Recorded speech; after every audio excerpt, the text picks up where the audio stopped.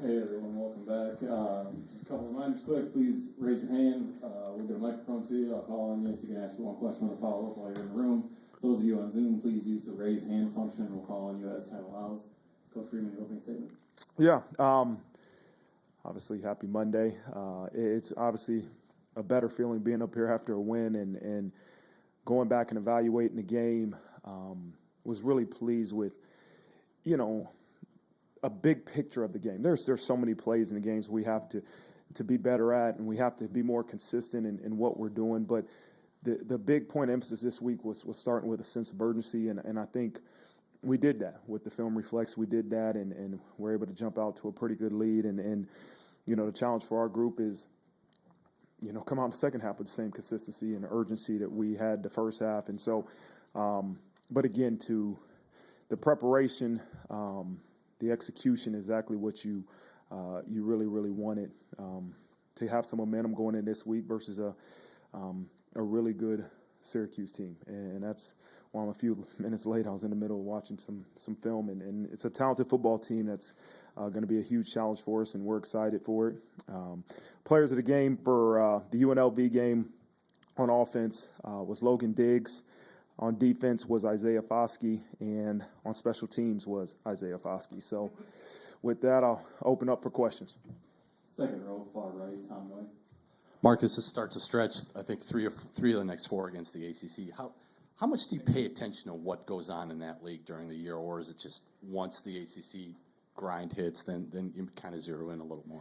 Really just crossover games. I was just right in the middle of watching the Syracuse-Clemson game, and you try not to look at the other team, but obviously we know we played Clemson afterwards, so I was kind of just watching the entirety of the game and watching both sides of the ball, and so you pay more attention as you get closer to that game week. But with our schedule, with all the different conferences that we play against, it's hard to just focus just on the ACC. You play in the Big 12, it's the first to 50. You play in the Big 10, it may be the first to 15. What's the identity of ACC football? Well, I wish I could say it's just one thing, and as I evaluate, I see some explosive offenses and good defense. Obviously, Syracuse has a good defense. You watch Clemson, they got a good defense. I watched the Syracuse-NC State game, which really was a battle on both sides of the ball, but it really was a defensive battle for a large part of that game. And so I see extremely good quarterback play. That's one thing that I do notice when I watch ACC games is there's some really good quarterbacks in this conference. And so it's good football and well coached. Third row on your left, Tim Priester. Coach, schematically and talking about quarterbacks in Syracuse, what issues do they create with their quarterback and in general offensively? And do you expect the running back to be well rested? He only had 5 carries last week. Yeah, and I don't know why. It'll be interesting. I guess they're not going to tell us why, but man, is he a good running back? 34 is, he's talented, and he is in a home run type running back. He can, but he also can be a threat in the pass game, and I think you saw him, catch a couple balls versus Clemson too. So he is a talented running back, tough. I've seen him just run through guys and turn a little bit of the Wagner game on, and he's a physical running back. The quarterback's special, and I know he's a veteran guy, played 2 years at Mississippi State and in his second season here. But, the one thing you've seen is I saw a stat, he's been with 4 different offensive coordinators. So he understands the game of football. He's not just a one-system guy. And he can extend plays with his speed. He can run. He's got a good arm, makes good decisions. And so it's going to be a huge task for us when you talk about a quarterback that can run it, throw it, make good decisions, takes care of the football. We got a tall challenge for us. And you struggled in red zone defense. I wonder what kind of things that you're looking at to correct that. Well, it's frustrating because it isn't like we do a whole bunch of different things on a red zone.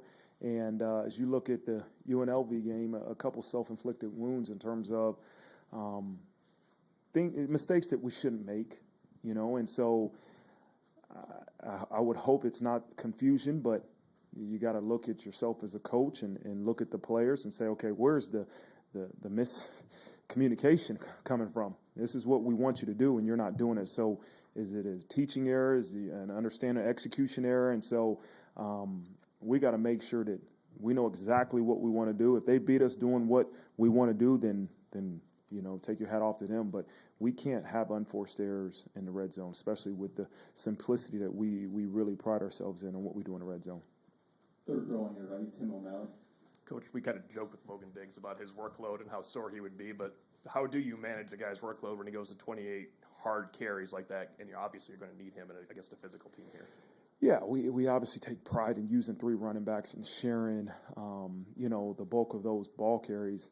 But, we were at practice yesterday, and Logan was the first guy when we were running in our warm-up saying, listen, I'm hurting, guys, but we got to put the work in. And I remember I looked over right before we broke it down. I said, Logan, what you just say? He said, Coach, we got to put the work in. And that's the maturity, of that room, of that young man. And we got to be a team that continues to use multiple running backs. We're not going to be a one running back team. You can't, not in this league, not in the teams we play, the physicality, the amount of times we rush the ball. You got to use multiple running backs. And obviously, we can't put the ball on the ground either. And that's the reality of it. I have not lost. Nobody has lost faith in Audric Estime, but he understands that when you have that ball, your job is to hand it to the official. We cannot put the ball on the ground, and that's something that he understands. And obviously, he didn't intend for that to happen, but we got to make sure it doesn't happen, and that's through practice, but also building confidence in the game too. I didn't think I noticed this during the game, but Brandon Joseph was returning punts, but he only played a couple handfuls of snaps. It just seemed out of character. Did he get injured? Was he injured, or was it just part of the flow? Yeah, he was. He got nicked up a little bit, and we wanted to kind of keep him out in terms of defense. He still went back there and returned punts. Did a good job, but yeah, it was a nick. He'll be good to go this week. Yep. Second row on your left, Tyler James. Another defensive player I wanted to ask about, didn't play a lot, Jack Kaiser. Was that just nickel defense related? Injury. Had a thigh bruise, pretty deep tissue thigh bruise, but expect him to be back tomorrow at practice. And then back to Audric Estime. He told us after the North Carolina game that was the first time he'd ever fumbled. He lost sleep after it because of the fumble. How has he handled the fumbles continuing and sort of responding to trying to get back out in the field and getting that trust back from you guys? Yeah, not well.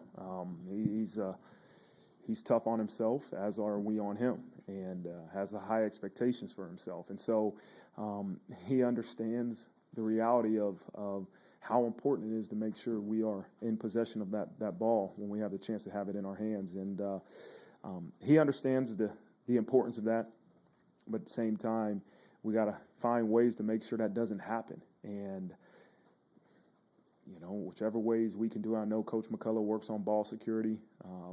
You can't live up practice right now, not going on game 8. You can't do it. But we got to find ways to make sure that we continue to understand the importance of ball security. Front row, far right, Eric Hansen. Hey, Coach, I know you said you wanted to get Steve Angeli back in the game, and then the game just kind of didn't give you that window, and maybe not again for a couple weeks here. But from what you've seen of him in practice, what do you think his readiness is to play a long stretch in the game if he had to, and what are the things you see that he's doing well? Yeah, I think, listen, he doesn't have an option. We don't have an option. Yeah. If something happens to Drew Pine, Steve's going in the game, and we have the utmost confidence in him. We have, one thing I spent a lot of time with Coach Reese is that what is our package we have for Steve Angeli? We're not going to ask him to do everything we ask Drew Pine to do, but we have to give him enough that he has a chance to be successful, but also make sure it's small enough that we're not asking him to be confused and do things that he's not capable of doing. And so we had the utmost confidence in him. I think he had confidence in himself. I was kind of joking with him yesterday, like, man, you sure you were ready to go? Like, come on, Coach. I was in for one play and we scored a touchdown. We're good to go. And so, then the second response was, Coach, it wasn't too hard to hand the ball off. Next time, let me throw it a little bit. And so he's a confident kid, and that's important, man. You have to have confidence as you take the field, but he didn't blink an eye, and if something happens where he needs to go in a game, we got to be ready to roll. Before I ask my next question, I just wondered if he had veto power over Mitchell Evans taking the snap. No, there's points of this that it's a little bit of I don't know if that's the right word, dictatorship, but there is no veto power on some of those play calls. No, absolutely not. You know, you're 7 games in, and you have the best tight end in the country, and you have this offensive line, powerful running game. And I think we ask you about individual wide receivers a lot, but collectively, do you see a path to them getting more involved? And I'm just wondering how that plays too on the recruiting trail. If you got some great wide receiver recruits, but what you tell them about how you're playing this year, maybe versus how the offense may look in other years. Well, I think the reality is you tailor what you're doing to your strengths. Right now, the best player on our offense, and not to single him out, but we all know is Mike Mayer. And so you're going to find ways to get Mike Mayer the ball. And, we got an offensive line that's playing at a high level and 3 running backs that are playing at a high level. And so you're going to try to run the ball. And,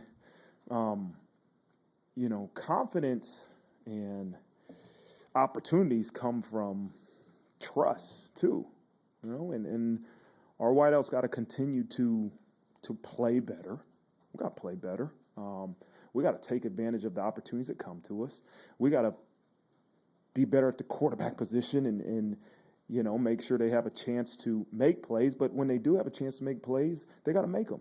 And with confidence from coaching staff, from everybody, then you'll get more opportunities. But have they grown? Yeah, I think they've gotten better.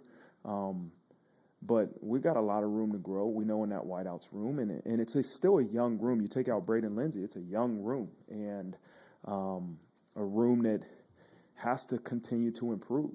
And if I'm a recruit, I'm saying, shoot, I want to go there. Let me get my opportunity. Let me go try to fight and see if I can get on the field and try to earn some confidence from the coaching staff. So that's the reality. You have to tailor what you're doing around your players. And that's offensively, defensively, and special teams. And that I've never believed in you have a system or you have this package that you put pieces into. It's, okay, you get the best recruits, the best football players you can get within maybe the framework, within, hey, this is our philosophy defensively or offensively. You get the best possible players you can, and then you have to tailor what you're doing around those players. I mean, obviously, you look at the quarterback position, our offense was different with Tyler Buckner than it is right now with Drew Pine. Why? Because of some of his strengths, and that's what you see. I think you see it around college football. You look at Syracuse, they're running that quarterback's running the ball and doing some different things. Why? Because he can run the ball. He's athletic and he throws the ball. So, again, my firm belief is we're going to tailor what we do around the strengths of each individual. Front row on your left, Patrick Angle. Marcus, we heard the broadcast on Saturday mention that Coach Dressel was here this week to come visit. Was that something that you wanted, hey, do you mind coming down here, or was he in town that you wanted to bring him in? And if so, kind of what were you hoping to get out of that, or what was the central thing there that you kind of took away from that? No, this was something that probably a month or half or two months ago, he said he was on his way he's going up to Chicago, wanted to stop by and see me and Laurinaitis, 2 of his former players, and just so happened that it was a week that I might have needed somebody to kind of talk to, and it was great. He came for maybe an hour. He was only here for an hour on his way up to Chicago, but again, any amount of time you can spend with Jim Tressel, you're going to be better because of it. And it was good for me. It was great for James to see him. I know he spent some time just kind of seeing the football facility, but no, it wasn't something that was set up just last week. It was something that he had planned to do for a couple months. We heard about the message of like the success isn't linear. Like, how did you know as a team kind of take to that? Or I imagine maybe even if it's something they had heard before, what did it mean anything different, kind of knowing that it might have came from him? Yeah, and so basically on Tuesday, I said something to the team, and I said, hey, we got to understand the road to better is bumpy, and it's not as smooth as we all want it to be. We're going to have to go through our up and downs to continue to improve. Our job is to try to minimize those bumps, right? Keep them as small as we can, and the next day on Wednesday, Coach Tress stops by and he said, do you remember what I used to talk to you about, the law of progression? And I'm like, no, not really, Coach. And He said, go get Laurinaitis. He'll remember. And I got James, and James said, no, Coach, I don't remember. And so I've said this before, but that's the misconception that we think the players remember everything we say as coaches. No, not all the time. But basically what he drew the law of progression was same as I told the team, is that bumpy road to better, and that, it's never a smooth line to where you want to go. It is a curved line, and what you have to do is try to make those ups and downs as small as you can, instead of it being a loss in a game. You know what? Maybe you're down a couple points and you find a way to win. And there's a law of progression. There's a bumpy road within a game, a season, and within a series. And our job is to make sure that we try to continue to go in that upward trend and make those hills and those divots, man, so small that it doesn't stop us from achieving our ultimate goal, and that's a win. Second row on your right, Angelo DiCarlo. Coach, you've faced a lot of questions the last couple of weeks about not playing as well at home versus on the road. But now that you go back on the road, do you lean on that with your kids this week to remind them how well they have played on the road this year? Not yet. I haven't gotten to that with them yet. The biggest thing I've tried to hit them with yesterday is it's going to be our first noon game. And you have to start getting your rest now, and you got to start hydrating. We're playing indoors, and I've never been to the stadium. I know it's a new name. It used to be the Carrier Dome, but I've never been there. And so I've heard from different people it can be pretty warm in there. It's going to be loud. And so I'm trying to prepare them for the atmosphere, a 12 o'clock game, more than the mentality, hey, we've been great on the road. That's kind of how hopefully our itinerary, our structure, and what we do on road games will take care of that. But just really preparing them for the atmosphere that it's going to present itself on Saturday. And then what steps do you feel Drew Pine has made against UNLV versus where he still needs to get himself, coming off of the previous week where you've kind of said how hard he was on himself? Yeah, I think that's a great example. If you look at Drew Pine, the UNLV game maybe versus the Stanford game, or maybe the first half of Cal, that's the law of progression, the bumpy road. And Drew wasn't perfect the entire game, but he was able to execute even maybe when he didn't have a successful play to play before, to continue to have the mental confidence to go out there and you know what, I missed a throw. The next one, put it where somebody can catch the ball. And so consistency is something that we're all, as a program, our quarterbacks, every position on our team has to improve at. But I think what Drew did was he was able to not let one bad play hopefully turn into two, turn into three on Saturday. And that's, nobody's perfect. I think he's played, and he'll tell you he's played better this year.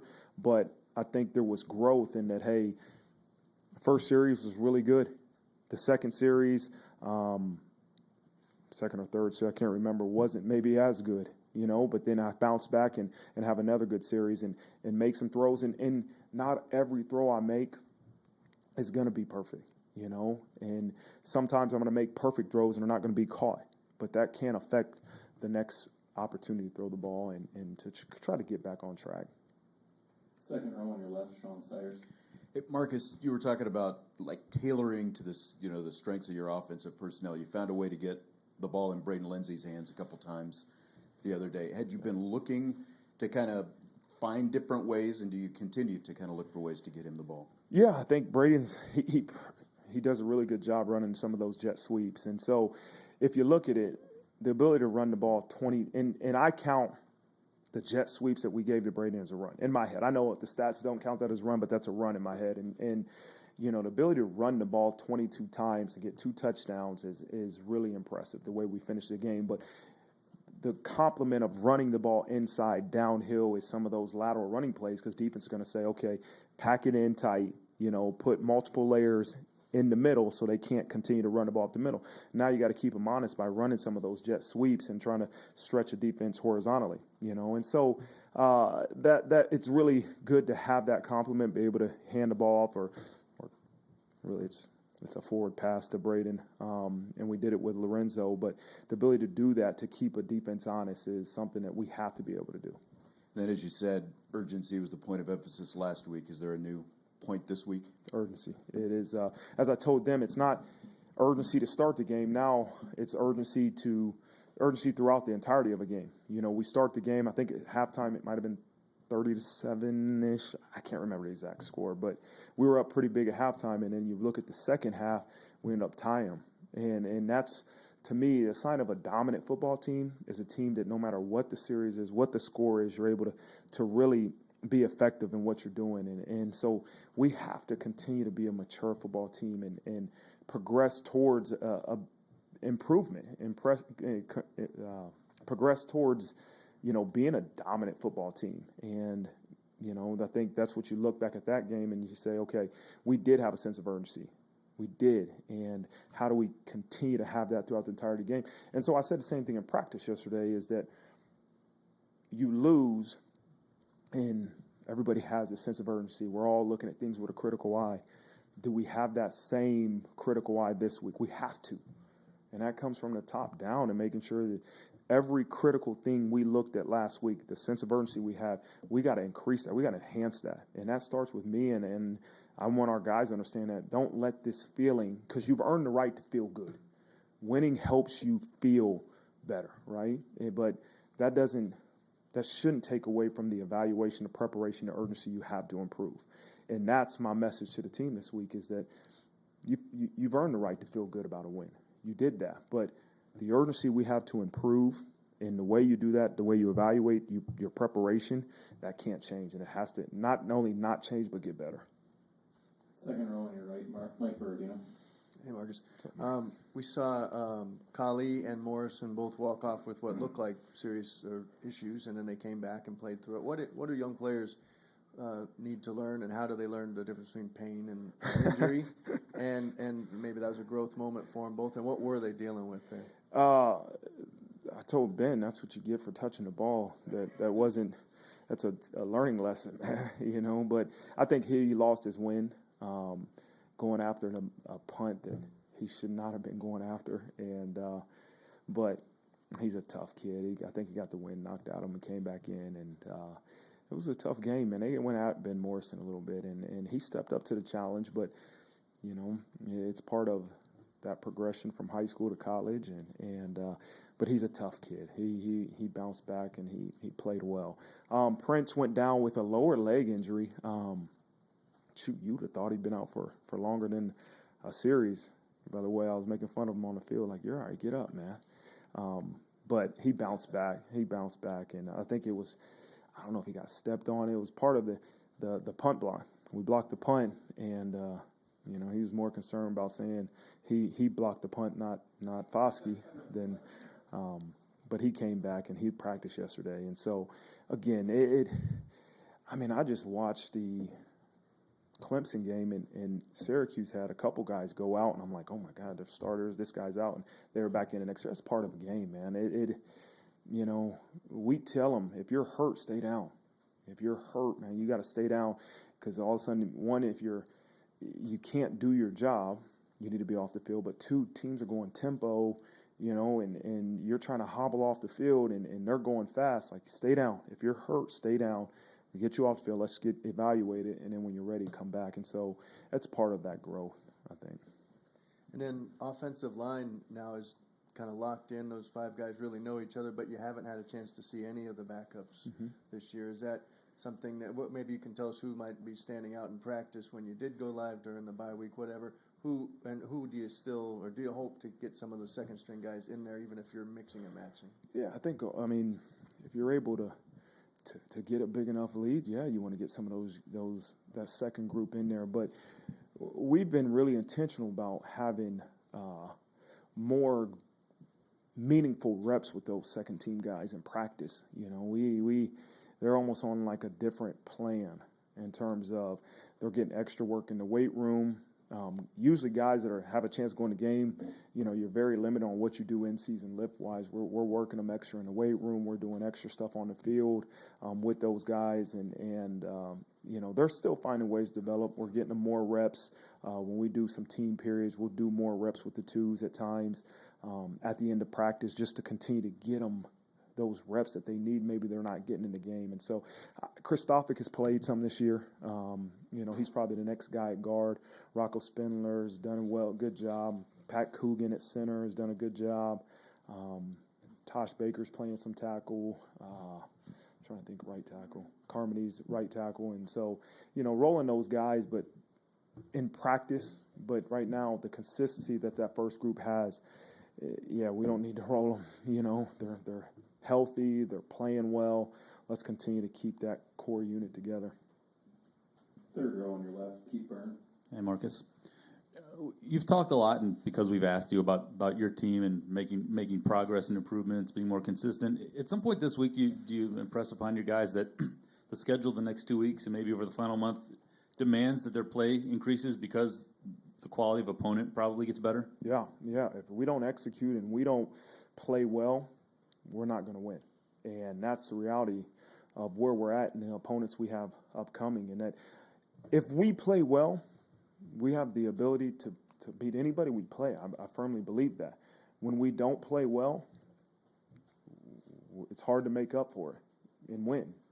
And so we have to prepare and execute and play well. We'll see these next 2 weeks what type of football team we have, because you're playing two really good opponents, and it's going to be really a measuring stick for how good this team is and what we do when it really matters. And we talked a little bit about, JD, getting the call overturned. He plays so fast and hits so hard. What's your message to him about not putting himself in jeopardy without taking away what makes him a special player? Yeah, you can't. Listen, I've coached linebackers for a long time, and you can't change physicality. You can't change intent. He's a physical football player, and that's what makes J.D. Bertrand a good football player. You try to create habits in practice where his aiming point may be lower, but that's hard because receivers can go to catch the ball and they bend, and all of a sudden that aiming point is right helmet to helmet. And so you try to teach him to continue, make sure when you tackle with your face up, tackle with your face mask and not your head down. But it's so easy to do. And those are habits, man. Him being a physical football player, at times putting his head down is something he's done for a while. We got to continue to get his face up, protect himself, protect the opponent. But it's so much easier said than done. And again, those qualities make J.D. Bertrand special because he is a physical football player. But those qualities also can get you thrown out of the game. Front row on your right, John Bryce. Hey, Marcus, a little bit more on Drew. We've seen kind of the improvisational elements of his game be key to him. How do you balance him being able to improvise and do some things behind this line of scrimmage and move around versus not exposing him to unnecessary risk, especially given the depth at the position? Yeah, you never want to see your quarterback get hit like that, the one he scrambled. You want to tell him to go down, but he's also trying to score a touchdown. And that competitive side of Drew Pine is what makes him unique and special. The improv stuff, go through your progression 1 to 2 to 3 and make a decision. He can obviously extend some plays with that improv that he has, but you got to protect yourself. And I'm not worried about as much as the depth as much as Drew. You got to protect yourself. He's not a 6'5", 230-pound football player, even like the guy we're about to see. He is a smaller guy that really can't take a whole bunch of those blows, even though he probably thinks he can. And so I don't want to see him do it, especially as somebody that cares about him as the head coach. But, I want to go through your progression, 1 to 2 to 3, make a decision. Let's go. And then my second one would be Isaiah Foskey was in here Saturday night talking about how Bo Bauer's still coaching him some on special teams, trying to help. We've seen Avery Davis be remarkably invested even since his injury. What's the value of that now, and what's the value of that for maybe a younger guy like Eli who just endured that kind of injury? Yeah, that was part of another message I had to the team is that everybody has to have value, right? If you're going to be on this travel squad or you're going to be at a game, you have to have value. So a guy like Bo Bauer, a guy like Avery Davis, that this is their last year of their captains, they have to understand, and they do. I don't need to tell them, like, where's my value? What can I give back? How can I help this football team? Me rehabbing myself, yeah, that's one thing, but to help this football team is another. And so they're mature, they're older, they understand the importance of that. Hopefully a guy like Eli will see that. Eli helping somebody else is really going to help Eli learn more. And shoot, I would love to see Eli, right, wrong, or different, coach up Michael Mayer. Give Michael Mayer some points. I don't know how Mayer would take that, but I would like to see that. That's going to help Eli grow, because Eli's going to be a guy that is going to do big things for us in the future. And so everybody, though, has to have value. I don't care if you're redshirting. I don't care if you're not going to play, if you're injured. Like, what value do you bring to our football program? If you don't have value, why are you here? And again, if you're waiting for your turn, then watch the game at home. Like, we have to have value. I don't care if for some guys, I might be cheering on your team. That might be a set of eyes. Tyler Buckner, that's a set of eyes, for the quarterback, for Coach Reese. But, some of those guys that aren't playing, aren't going to go in a game, you got to have value, and that can be being an energy provider. Something. You can't just be at the game watching, because you go in the stands or go watch the game from home. And so that's big for our program. Everybody has value, and what their role is important. Everybody's role is important. I don't care who you are in our football program. You accomplishing your role is important as me accomplishing mine. And I think they have to understand that. Everybody has to understand it. And we as coaches got to be clear with what we believe each person's role is. You're injured, Eli. Here's your role. Coach Parker, let's get with him. Here's your role. Accomplish your job, right? And so it shows that everybody has value. And so we got to make sure we're clear and define that, and then we hold the players accountable. Mm-hmm. Final questions this afternoon come from Tyler Horka, front row on your left. Marcus, one of the things you said with Drew is trying to get him back on track. We've talked about the confidence piece over and over, but I'm curious, when you're watching film and when you're breaking it down with Tommy, what are some of the things that you've seen why he's not playing at that level that maybe he played at for 2.5, 3 games there? I think some can be decision-making. Every pass play has a progression, and sometimes you come off of your progression too fast. Sometimes, it's very few times I see him going incorrectly through his progression, but sometimes he comes off the progression or he stays on a progression too long. Other parts of that is we got to help him. We got to protect him. We got to make sure that if he throws a ball that's catchable, we got to catch it. All those things are going to help him have confidence. We got to call plays that help him have easy completions and success, like we started the game off with. And so, playing a quarterback isn't. Again, I know some guys might make it look effortlessly, but it's really difficult. And it takes a lot of people on a football team and a coaching staff to help a quarterback really have success. And so, listen, Drew Pine he's a warrior. He's done a really good job. He takes a lot of heat, and he gets a lot of praise, right? That comes with the position. I've said it before. When things go well, quarterback's going to get a lot of praise. When things don't go so well, quarterback's going to take a lot of heat. Same thing with head coach. That's part of it. That's part of the position that he's been thrust into. And so, but the one thing that he has that is special is his want to improve, his want to have success, the confidence that he does have outwardly. I think inwardly we all have to have those talks with ourselves to make sure that our confidence is where it needs to be. But it's the want to improve. Drew Pine has that, and that's why I know he'll continue to have success. He will. And then when you look at the offense from a whole, is it as simple as getting him back up to 70 or 75% or whatever it was to get you guys playing back at the level that you were playing against North Carolina and then even against BYU outside of some of the red zone stuff? Or, again, when you're looking at that with Tommy, what is it that can get you guys back to that point? It's everything. It's how are we calling it? Hey, are we calling plays that are putting our guys in position to have success? Are we executing it it starts with us. How are we calling the game? How are we preparing? And that's how I always say it starts with the coaching. And then, let's look at every play. Let's identify the factors that really are determining this outcome. You know, hey, is the offensive line doing their job? Are we protecting the quarterback? Quarterback, are you putting the ball in a position where the receiver can catch it? Receivers, wideouts, tight ends, are you running the exact route that you're supposed to run at the exact details, the exact depths of it? And then, you know, are we making the plays? Or is the quarterback putting the ball there for him to catch? Is the wideout catching the ball? You know, so a lot of different factors go into a completion percentage, a lot of different things. And we're always going to look at the quarterback. That's what we do. But the same thing, we're going to look at the coordinator. That's what we do. But I think we in our building have to understand that there's a lot of different individual jobs that have to be done for us to have success.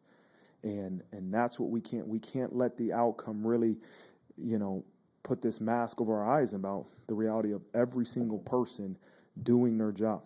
There's some tip balls. Is it on the quarterback? Is it on protection? Is it on maybe the backs? The back might be on the other side, so the quarterback couldn't step up. There's so many different things, and I'm giving you an example. There's one play that we didn't get a line right. Well, the ball was tipped. Well, everybody's gonna look at Drew. Well, you got the ball tipped. No, there's a lot of different factors into that, and so that's why I'm saying it's everybody. I want everybody in our program to say, okay, it's me. Okay, what do I have to do to make sure we have more success? Having completions, you know, from the head coach to the coordinator to the quarterbacks to the O-line to everybody on the offense has a piece in to make sure we have success on offense. Mm-hmm. Thank you, Coach. All right. Thanks, guys.